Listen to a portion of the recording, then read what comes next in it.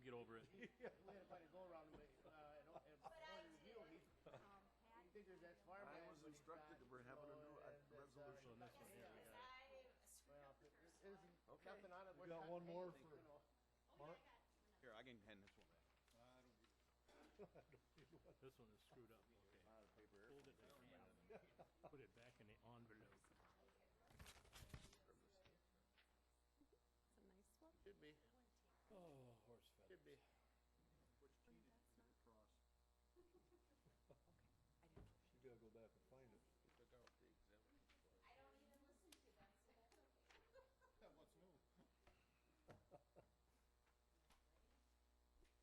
in our places with the That's all. Okay, let's call the meeting to order. Now we'll do roll call. Hunt is excused. Mr. Heisey? Here? Kim? Here. Master Cola? Here. Mr. Eckstein? Here. Mr. Weddy? Here. Mrs. Plata? Here. Mr. King? Here. Mr. Wadel? Here. Mr. Rothenau? Here. Mark Kirschner? Yes. Thank you, Mel. Let's stand for silent prayer and pledge of allegiance. It's a long day. I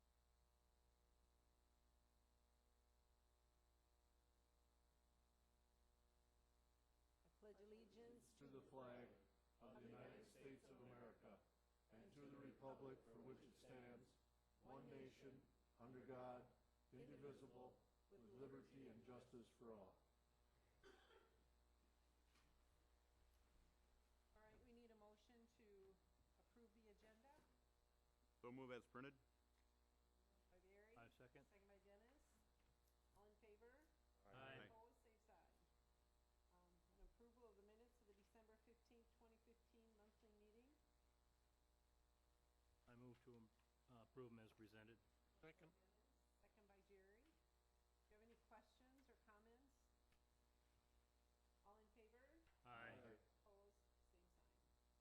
Next, we'll go to public comments, and Jeff Kajabuski is going to enlighten us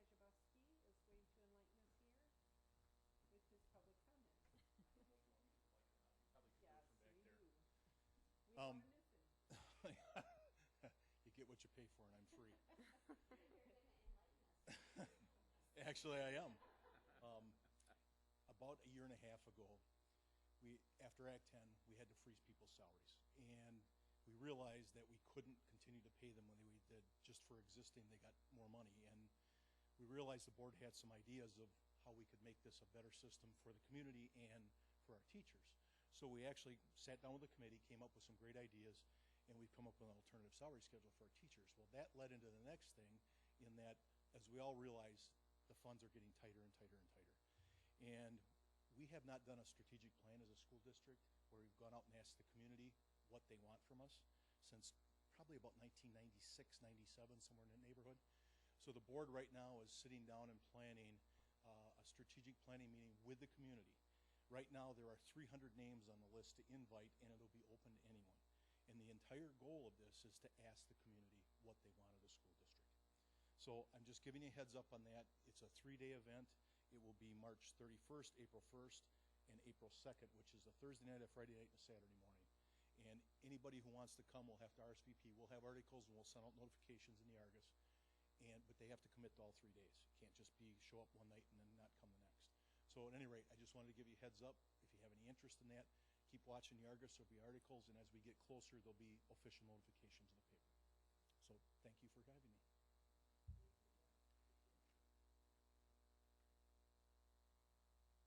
All right, we have no unfinished business, so we're gonna go right on to new business and reports and presentations, and the clerk of the circuit court's office annual report. Missy. Missy's also going to enlighten us. I'm going to keep this short and sweet so you can still get out to your vehicles that are hopefully still warm. The preceding 15 months have been very busy for the Clerk of Court's office. Case filings have continued to increase, and the largest changes that we've seen are in the severity of the criminal matters that we handle. An already difficult volume has become even more challenging for a one-judge county that has determined to be rapidly approaching the need for a second court.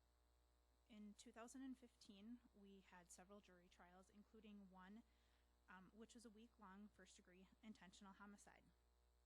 This trial involved a significant courtroom disturbance following the verdict that illustrated the ongoing requirement that we evaluate courtroom area security. A very violent offender who had beaten another person without the use of a weapon required became enraged. Fortunately, the Sheriff's Department had been very proactive through the use of leg irons and handcuffs, along with the security detail and 6 armed officers, all of whom were required to bring the situation under control. Security issues were further highlighted the following week when a prior litigant initiated a high-speed chase towards the courthouse with the expressed intention of killing the judge and district attorney. Responding law enforcement units successfully diverted this threat after the entire courthouse complex was placed under lockdown. Post-event assessment of this incident confirmed the rapidity and effectiveness of the law enforcement response, and that proactive security measures recently undertaken were essential. These steps have included the hiring of full-time armed security officers who have provided an effective deterrent to courtroom area conduct and have greatly reduced the number of incidents involving disruptive or threatening behavior occurring within the courtroom-related areas. All of us working in the court system greatly appreciate this increased protection. Recent months have also seen vast improvements with the way our office conducts business. Since January of 2014, all court files are now entirely paperless. Any filings are scanned into our data system, and they are then discarded after 48 hours. The judge is no longer required to manage a physical file that can often be several inches thick and can access necessary information electronically. Updated computer programs also permit the court to review cases in other jurisdictions without ever leaving the bench, while lawyers and litigants are able to review file materials at a computer terminal in the hallway just outside of our office. The paperless filing system is far more efficient, less burdensome, and is saving the county thousands of dollars in personnel and material costs. The final development within our office that has been implemented is the Waushara County Treatment and Diversions Court Program. Approximately 3 years ago, I wrote a grant to the state requesting funding for an alcohol and controlled substance treatment program. Our county was awarded a 3-year grant, and we are currently in the 3rd year of this project. Since inception, approximately 19 months ago, this program has accepted nearly 20 participants, 6 of whom have graduated within the past 3 months. This multidisciplinary approach to addiction is proceeding quite well because of the dedication and contributions being made by professionals from law enforcement, corrections, human services, and the legal community. The court is a work in progress, but it is something that I am proud that is now fully operational and serving the citizens of our county. Do you have any questions for Ms. Lee?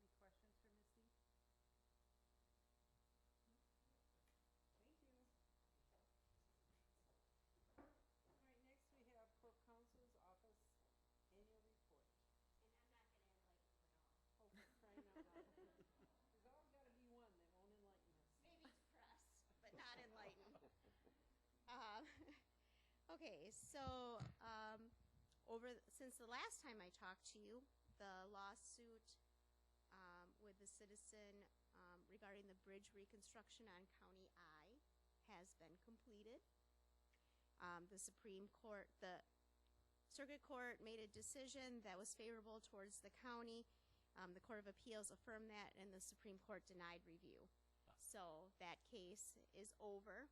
However, the issue has not been completely settled because that citizen continues to try to prove his case in other means. I've had phone calls from the Federal Department of Transportation as well as the State Department of Transportation looking for information on the case. So it continues outside of our realm. But our part is done, and hopefully we will not be hearing from that again. In the last year, we did have a lawsuit filed by a former inmate claiming inadequate medical care. That actually probably started in 2014, but it has not finished because federal cases take a long time. The attorney that has been appointed to represent the county is going to be filing a motion for summary judgment because our documentation indicates that he was seen by the doctor and some of the allegations just are not supported. We've also received multiple claims from CenturyLink regarding damage to their equipment that they claim was done by the Highway Department, which you should take into account before reappointing Brian.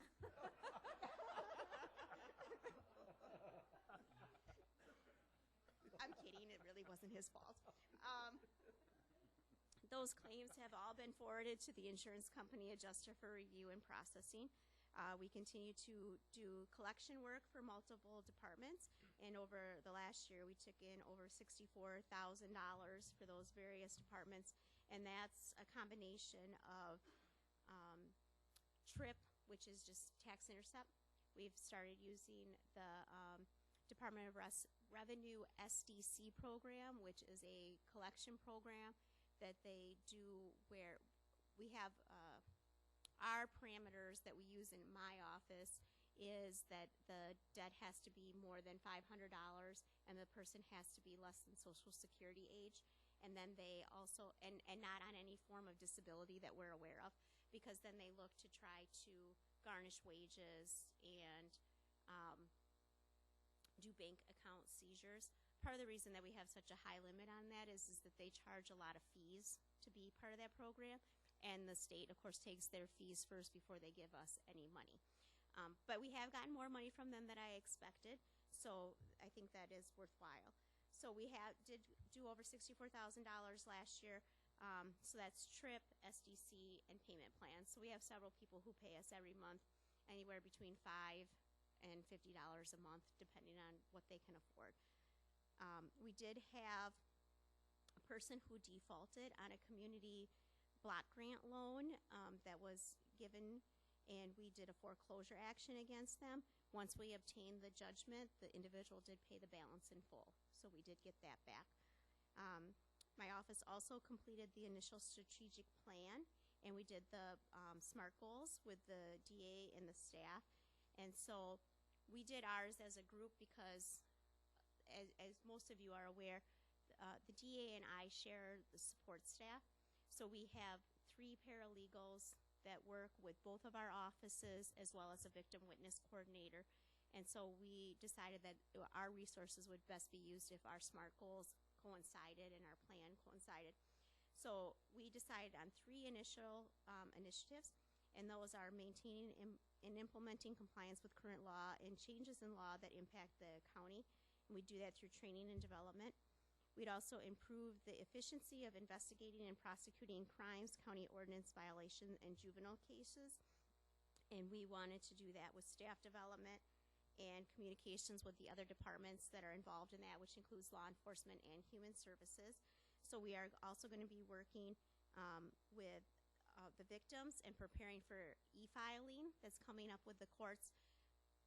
Some of the things that my office does will e-file sooner than some of the other stuff. The DA's e-filing is kind of dependent upon the DA network. They have a pilot project and they roll it out in phases. So when Madison tells us our county is turned on, then our county is turned on. We are doing a lot of different e-things with the Sheriff's Department and the Clerk of Courts as far as the DA's office is getting referrals and filing complaints, but we're not fully part of that process yet. And child support that I also work with will also be dependent upon when the state says your county is next, because that's also a statewide system, and so they're parceling that out. But some of the other stuff we'll do quicker. We've also been defining and clarifying the role of the investigator, which has been working out very well for us. He's doing a good job following up on things that the Sheriff's Department doesn't have time for, or that, not that they don't have time, but it would be a lower priority because they're in the middle of a current investigation, and then we need follow-up on ongoing cases as we get closer to trial. So he's helping us with that, and he's also working well with the Human Services Department to do some more fraud investigation as far as public assistance fraud goes and elder abuse kind of issues, and also sitting in on the sexual assault cases, which unfortunately have increased, again, recently as far as children being sexually abused. We're also going to be planning multi-department trainings and meetings that correspond with these investigations so that we are all on the same team and know how they're kind of working together. And then the last goal that we'll be looking at is maintaining the fiscal responsibility. So improving our collection policies. working closely with the departments to get their referrals quicker. We've realized the sooner that we get the referrals, the easier it is to get the money. The further out that the bills are owed, the less likely we are to get paid. So we have been working closely with the different departments on that, and I've been communicating with Brian Donaldson from EMS every month, and he keeps track of about how much we're collecting per dollar on his cases. So hopefully that we'll continue to do that. So we did meet with all of our staff, and we did create SMART goals for each of our staff, and we're hoping that this process will continue to be a work in progress, and hopefully we'll be more efficient and collect more money for the county and have more timely prosecutions for the community. So that's all I have, if you have any questions. Can you give us any more specifics on how that County I-Bridge problem was resolved? Sure. So I was going to say early on in the process, but I guess it wasn't early, but early in how it ended. We had offered a settlement, a partial settlement with that individual, whereby we had purchased some additional right-of-way, and we had moved a fence for him at our expense that was inside the right-of-way. So this whole issue was around 300 feet of property that kind of blew up.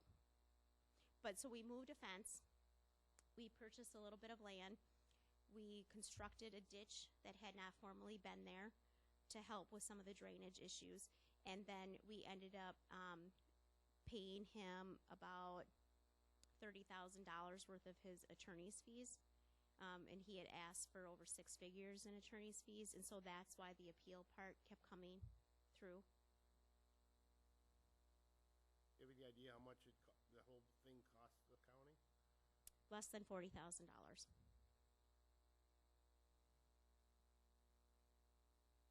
And I frankly don't think that it should have cost us that much, but given how much they were asking for, it worked out in our benefit.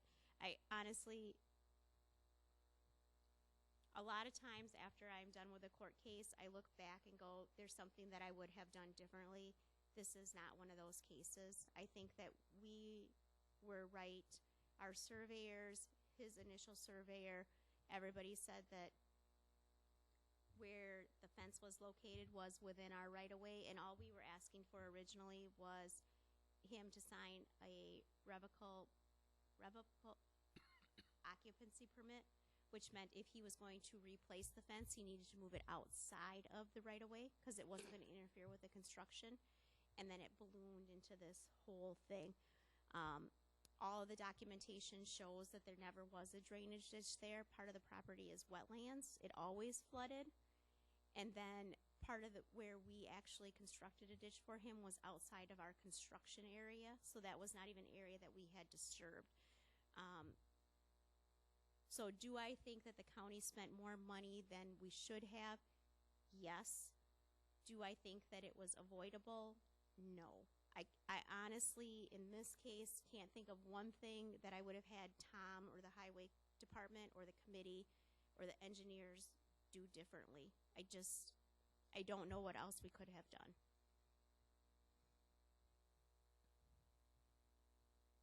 Well, I don't think the highway department treated him the same way they did the property owner across the road.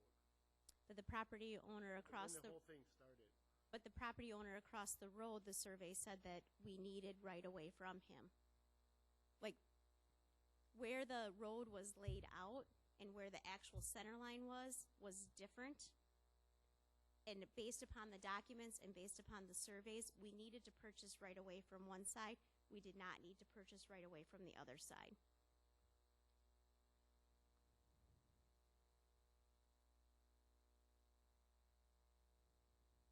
I don't think it would have mattered how we treated him. He was not going to be satisfied with anything that we did. And still isn't.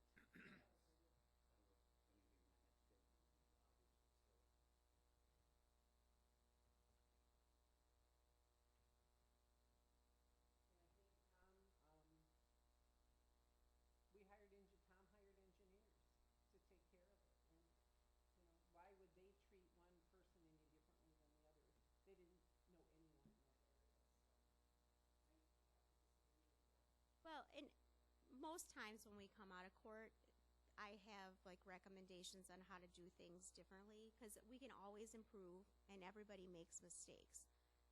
Looking back on this case, and honestly my file is this big, I don't know what else I would have done differently. It's like the only time in the last 18 years that I've been here that I don't know what I would have done differently. I'm sure that there's something that somebody else could tell me, but I can't pinpoint it on this particular case. And every case I have something.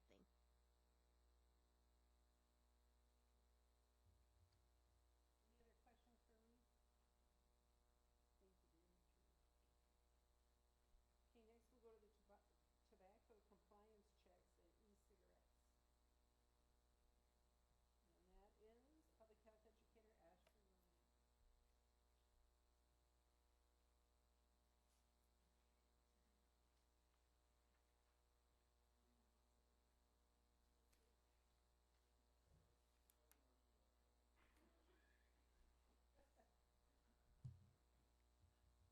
All right, they're just handing a few flyers out for you, not flyers, but educational pieces for you guys to look at while I Hopefully she's coming. give my spiel.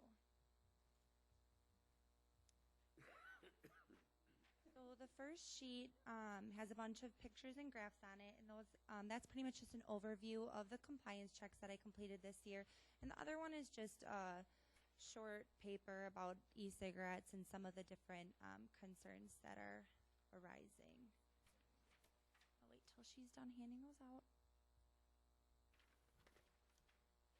So as you may or may not know, every year the Waushara County Health Department does compliance checks through a program called Wisconsin Wins. That's pretty much just a state initiative that they want us to send youth out into local tobacco retailers and have them attempt to purchase tobacco products. I know the Board of Health, some of you are here and have seen this information before, but now the numbers have been finalized, so it might look a little differently. So as you can see up here, there were 27 inspections completed in 2015 and 9 underage tobacco sales, so resulted in a 33.3% sale percentage. And I just put some visuals on here so you can kind of see what these look like. 4 sales took place in Wautoma, 4 in Wild Rose, and 1 in Berlin. And then you can see 7 warnings and 2 citations were issued out of these 9 underage sales. And then below, I have a chart of all of the percentages over the last 6 years of sales that took place to the underage youth. And clearly this year at 33.3% was significantly higher than the last few years. And this is my first year doing these, so I'm not necessarily certain on why it rose that much or what the reasoning is behind it. But you can see that it is significantly higher. And then below, I've used the same numbers for Waushara County and just compared it to the state average. The state needs to stay below 20%, so they compile all of the county's results, and then that's where they get their number. So this year, they were at 12.65. Any questions so far regarding those numbers? Yeah? How do you arrive at that percentage of underage sales? Do you have informants, or how do you know that there are actually that many underage? Oh, sorry, I guess I How do you wasn't get to clear enough that? on that. Yeah, I actually take around a local youth to these retailers and have them attempt to purchase a product. And then if they do sell, that's documented, and I work with law enforcement as well, so they will go into the establishment and they pretty much take it from there, deciding on whether they want to, give them a warning or a citation. So that's why, it's the 7 warnings here and 2 citations. I understand that, but on the next line down, it Sorry. says the percentage of underage sales is 33%. How do you, Oh. those 9 cases that you've had, that certainly isn't 33% of the whole county, is it? 9 out of the 27 that I did is 33.3%. Yeah, Okay, sorry. okay, thank you. Yeah, no problem. Should have been clear. So there's no further questions on the numbers. On the back, I just wanted to give you guys an overview of the common themes I noted. In some of these establishments, the identifications weren't even checked at all, or the employees were entering in their own birth dates if they had some confusion when looking at the youth's ID.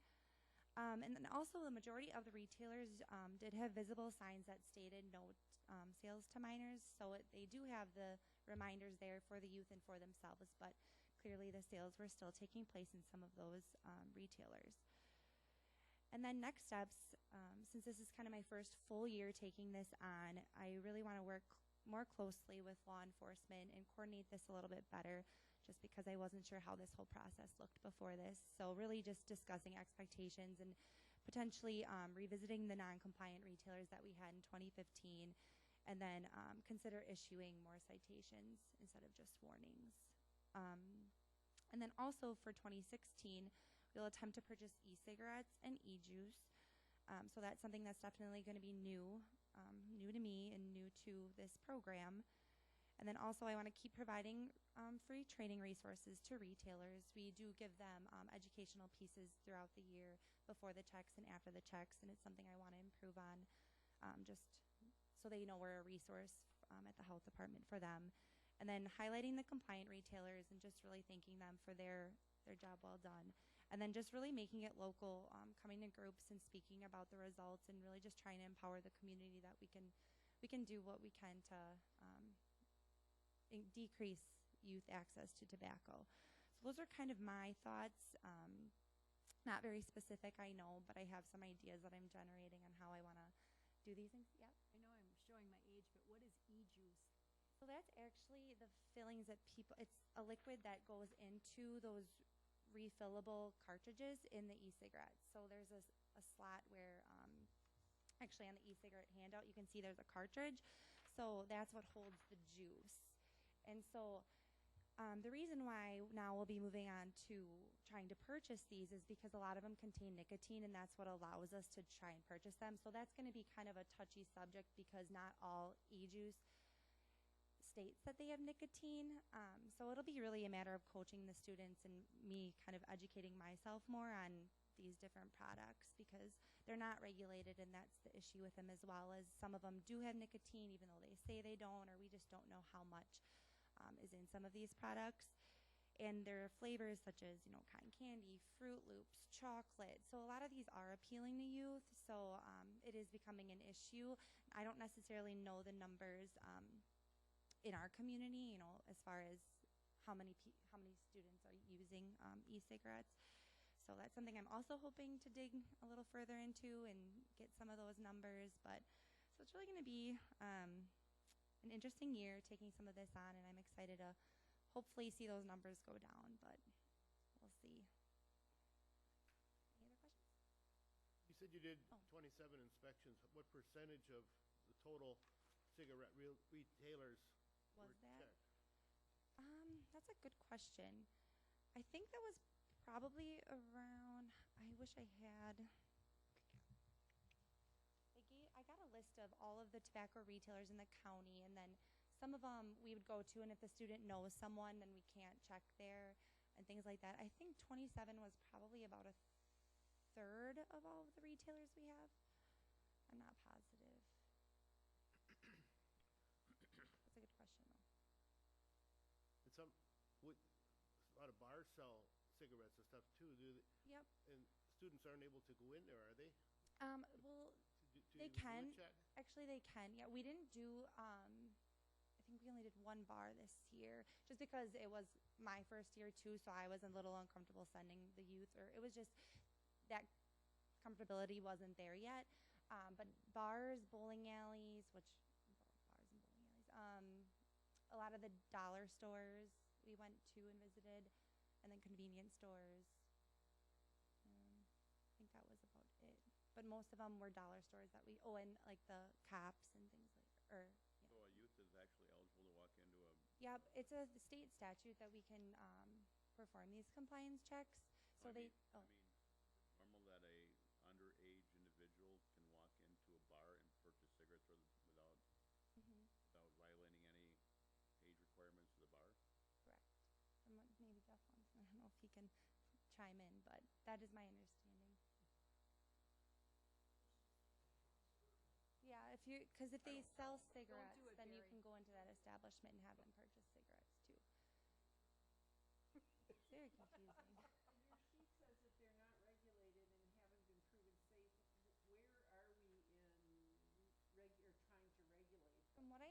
and it's pending the FDA is ready to get on board with this, but it's got to pass all these approval processes at the White House. So it's kind of just waiting. So that's the tricky part. I would think those cartridges would be easily, they could put just about anything in those juice cartridges, couldn't they?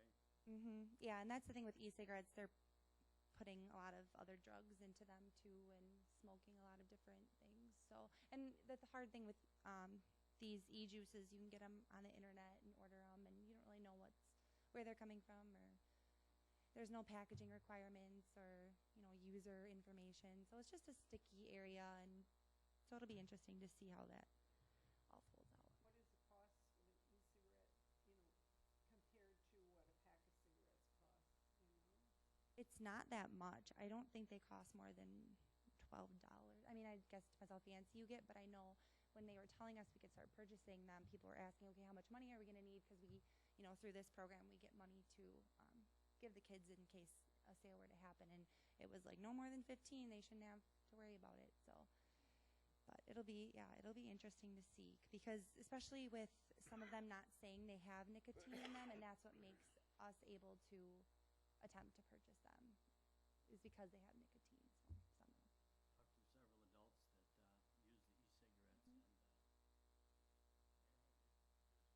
So some of them. Talked to several adults that use the e-cigarettes, and doubt about it.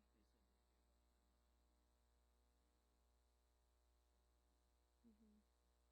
And we may see some changes coming through the legislature as well. Some municipalities have already banned them as a smoking policy. The city of Wausau, for example, just passed an ordinance recently to ban e-cigarettes as well as regular cigarettes in establishments there. And I think we may see that get bigger throughout the state. Hopefully. Just because, yeah, and especially when they're appealing to youth like that, that's the one issue, is that you don't know what's in them, and then you're trying to make them kid-friendly. It's kind of scary. Hopefully, there'll be some changes. Any other questions or comments? Right. Thank you. Thank you. Next, we have the National Epsilon Sigma Phi Conference. Long operation, W Extension Agents Marianne Schilling and Patrick Moon. So we wanted to let you know about two national awards. I received a national award for the mid-career service, and Marianne received a national award for early career service. And wanted to fill you in a little bit on UW Extension. I think you're probably aware that we're part of the university system as well as part of the county. UW Extension is cooperative extension is what we have here in Waushara County, but there's 4 other divisions of UW Extension. You're probably familiar with public radio and public television. That's one division of UW Extension. You might be familiar with the Small Business Development Center. That's another part of UW Extension. And then there's continuing education, which is present on a number of campuses, and that's part of UW Extension. So Extension has a lot of connections here with the university system, but we're also part of a national program. There's a national extension program, university extension program, that's paid for through the USDA and their funding. So our funding comes from the federal side, from the university side, and the state, and then also from the county here. So we're part of a national network. Within that national realm, we have a professional organization, which is Epsilon Sigma Phi. It involves people from all of our different program areas. Program areas are kind of our concentration of education or topic that we focus on. And so in Waushara County, we have the family living agent, who Marianne is here. She can kind of explain what she does. We also have agricultural agent, which is Ken Williams, deals with agriculture and horticulture. We have Barb Barker, who is our 4-H and youth development agent, and deals with 4-H clubs and the youth. And we have Zena Zoltis, who's our nutrition educator, and then myself, who's a community natural resource and economic development educator. So I cover those different areas. So we have those different program areas, and all of them are a member of this national organization. So there's chapters in most of the states. I don't know if it's all 50 states. It's pretty close. 42 of the 50 states. And there's there's a nomination process to be awarded, to receive an award, and so we have to go through the state and then through the national. And Mary Ann's going to explain a little bit about that. So there's a national Epsilon Sigma Phi, and we have a state Epsilon Sigma Phi, ESP. And our state is Alpha Sigma chapter. I am the president this year through the end of April for our Alpha Sigma chapter. So every state does have a president, and we act as a voting delegate to our national conference. So I had the opportunity to attend the national conference in October, and I go as a voting delegate, but also one of the benefits is hearing some excellent speakers and presentations from professionals around the country. And some of the presentations are very practical application. For example, one of the very interesting speakers, who happened to also be a Southern Baptist minister, spoke about how in the county that he lives and works in, there was a major train accident where the whole town had to be evacuated. And he talked about disaster and how disasters are handled outside of just police and public health being involved, but talked about the details of what do you do with all the clothing that comes in and the food that's donated and all the donations. And so Extension goes and helps in coordinating those efforts in case there was ever a disaster. So I thought that was really interesting, because when I've been in Wisconsin, there's been a couple tornadoes since I've moved here, so you never know what's going to happen and how that's handled. Some of the other presentations are very focused on leadership. So one of the presentations that I think really embodies what the conference was about and what Extension is about was a leadership presentation. So when you think of Extension, oftentimes we think about the classes that we teach. And all of us in Waushara County teach classes. I teach classes around Cancer Clear and Simple, for example, which is one of the reasons I won the award I won. 4-H has classes helping with leadership and leadership with the students, leadership with the adult and junior leaders. Ag has the classes they teach. Patrick has classes. But bigger than that, and the changing face of Extension, is that we are moving more into not only teaching classes and having programs, but also leadership and being leaders in the community and bringing partners together. So one of the first steps that we will do is diagnose a situation, and we will bring a collective group of partners together. It might be Human Services here in Waushara County, CAP, the Aging Department, Lakes partners. It just depends on the situation, and we'll bring those people together and really look at what is the situation that needs to be addressed, and what are some changes maybe that we can come together and work on. And then what are some of the challenges, too, when we make those changes? What are maybe some of the negative things that could occur, or what are the impacts? Also, Extension can energize others. So we can work together with our county agencies and our partners and citizens. They don't have to be part of an agency, and that's really important, to bring people together to energize around a situation or around a problem, and how can we inspire people to work on a collective purpose. So there may be something here that you're dealing with this month or next month, and think about who can you include, who can you talk to find out what are their ideas around how to handle a situation, and being inclusive and not just hearing one side of a story. One of the other things that Extension can help with in leadership is just leveraging strengths, leveraging our strength as Extension educators and agents, but also helping to leverage the strength of other agencies or other coalition partners. And then looking at what is the purpose of this intervention, what are our goals, in helping to determine that with our partners. So as the face of Extension changes in the next years, or even in the next century, that was what the conference was about that I attended if you would be interested in more information on leadership, this was some great information that I got through. It was actually through Kansas State University. It was one of the features that I enjoyed the most from this conference, and it's certainly something that Extension can offer to our county as far as leadership development and increasing leadership skills. So please let me know if you're interested in that or contact our office. Any questions?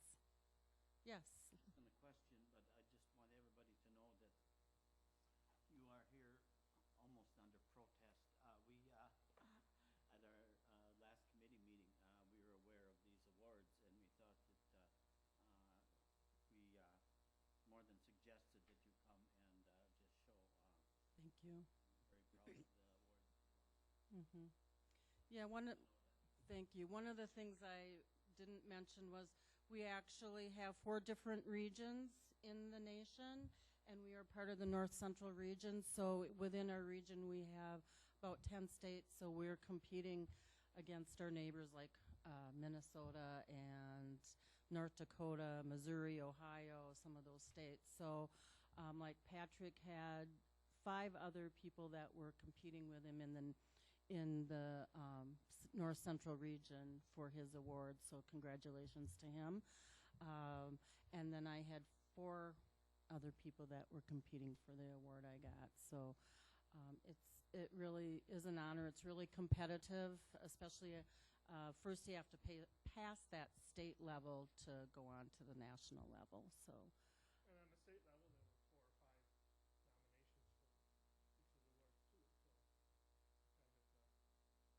for each of the awards too. So kind of against pretty stiff competition for that. Yeah. So thanks for your support. Congratulations. Mm-hmm.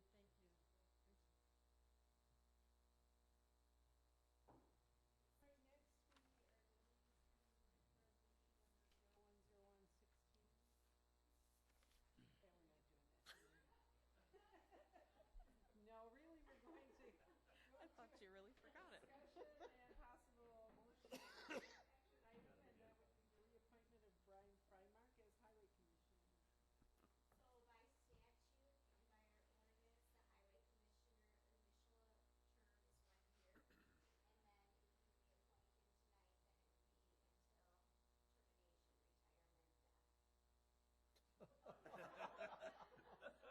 ordinance, the highway commissioner initial term is 1 year, and then if you reappoint him tonight, then it would be until termination, retirement, death. So in other words, if you appoint him tonight, we're stuck with him, right? Do you have any questions for Brian? I'm sure he'd love to answer them. Yes. I'd like to say something. In the year that he has served us, I haven't gotten any phone calls, good or bad. We thought that there might be some people questioning this, but I won't speak for the entire committee, but I'll sure speak for myself. And I think he's done a super job, and I'm very happy with him. This reappointment does come with the committee voted and brought this to the board. Committee as a whole, I'm very happy with the job Brian has done, and I hope you are as well. We got our ounces of blood from him already last week. This does not mean, if we pass this, it does not mean I'm not going to pick up. It continues. Madam Chair, Yes. I would move to approve his reappointment. Okay, we have a motion to approve. Second. Mark, Pete? Motion by Dennis, second by Mark. Any questions or comments about this? All in favor? Aye. Opposed, same sign.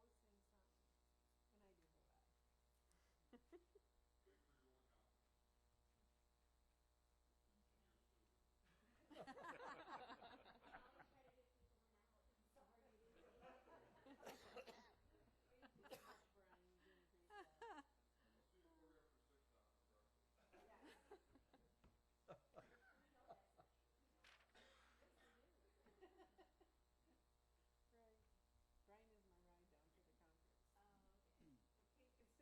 Okay, consideration of possible action on the following resolution, resolution number 010116, resolution adopting the 457 plan. Going to talk about this? You're on, Deb. First of all, I just need you to all know that Russ Heisey read this document I don't know how many of you actually read this document. 3 pages, and then I quit. Then I called you. It's not the easiest reading, is it, Ruth? I know. We've had the 457 plan for very, very many years. One is called Great West, and that is through the state of Wisconsin retirement plan. A couple years ago, when we switched the PEP, which is a post-employment health plan for exempt employees, we switched that from nationwide to security benefits. Some of the employees at that time asked if they could do a 457 plan through security benefits, since they already had their PEP through them. This is the document for the security benefits plan. So basically, it's just some paperwork approving it. All employees are eligible to participate in this. And basically what you're saying is it's okay for me to sign the annual documents that come in and make, tweak plan design and things like that. So it's a mutual fund. The employees pick what they want to invest their money in. There's either a pre-tax way to do this, or you can do it through a Roth, which you pay your tax up front, and then when you collect the money, then you don't pay tax then.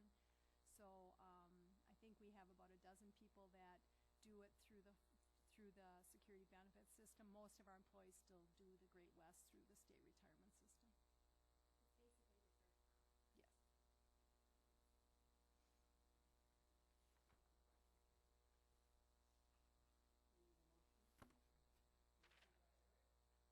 Second it. Second by Bob. Any other questions or comments? All in favor? Aye. Opposed, same sign. We have 2 appointments to the Transportation Coordinating Committee. One is Bob Holtzman of Otoma. The term will be February 1st, 2016 through May 31st, 2019. And Mary Kuhn, is that?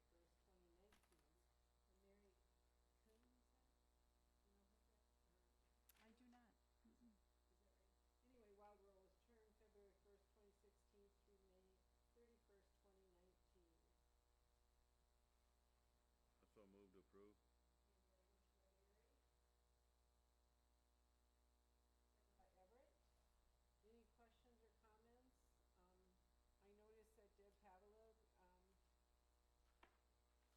included the issues that we wanted, the appointment and giving qualifications for both of these citizens. So we have a motion and a second. All in favor? Aye. Opposed, same sign.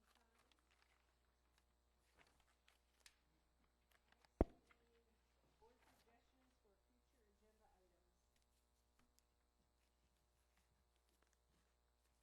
Yes, Bob. Not a suggestion, but just was wondering how Bernadette is doing. Is she on the way to recovery or still struggling, or?